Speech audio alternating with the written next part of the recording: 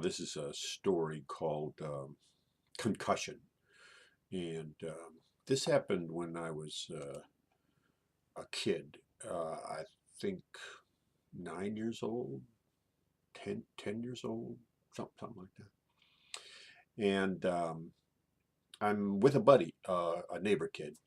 And this kid, though, he really was not like my best friend. This is the kind of kid, if no one else was around, then I would play with him.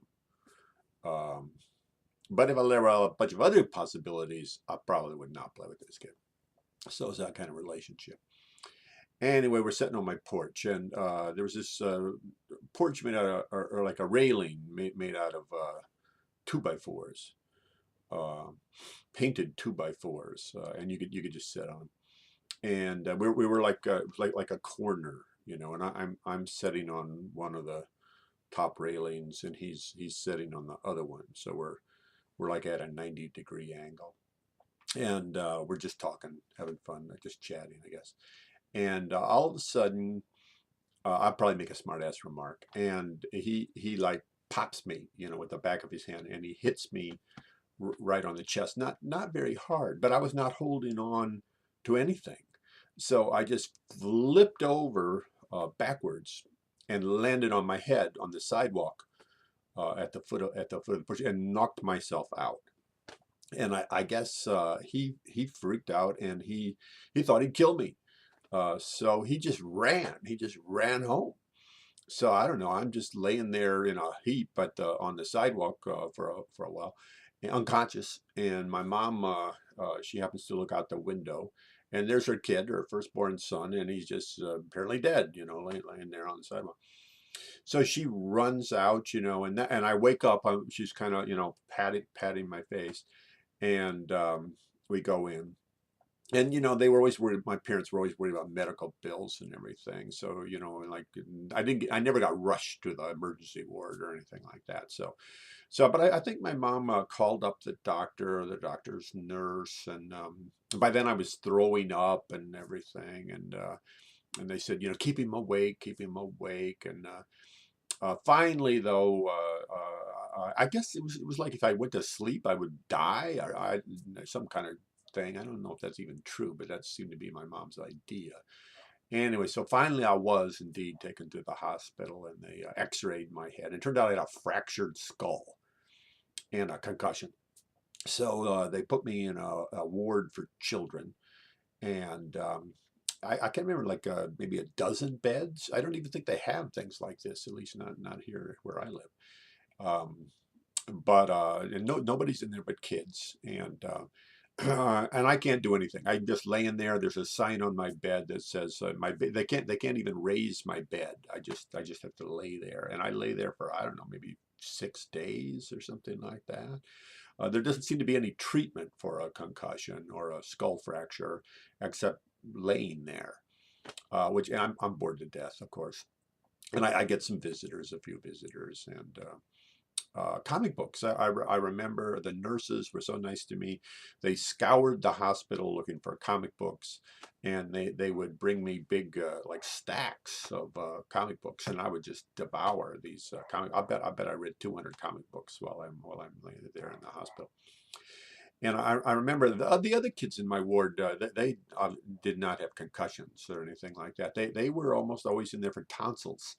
My feeling is like at least half the kids my age had their tonsils removed. They got a sore throat. Nope, I think the best thing to do is take the tonsils out of that kid. And they bullshitted all these kids. I remember after a while I started feeling like Cassandra. I don't know if you know Cassandra, but Cassandra, she always knew the horrible thing that was going to happen.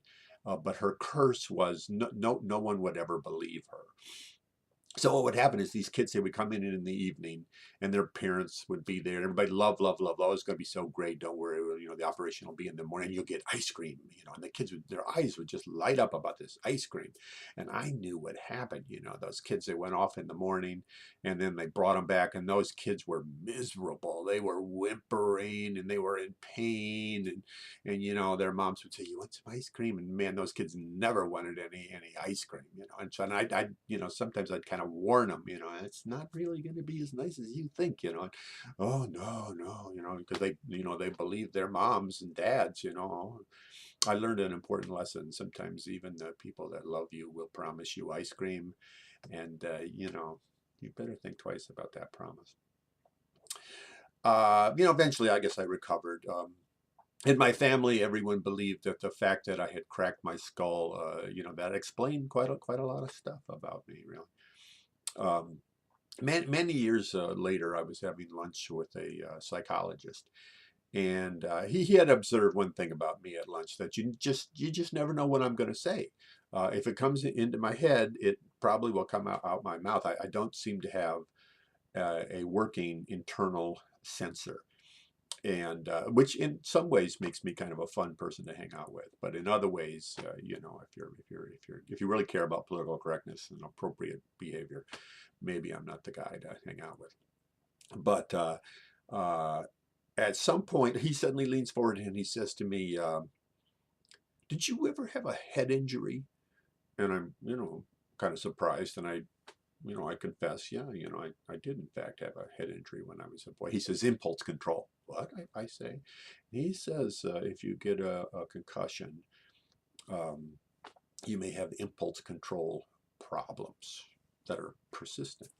And I have to admit, I do indeed have impulse control deficiency.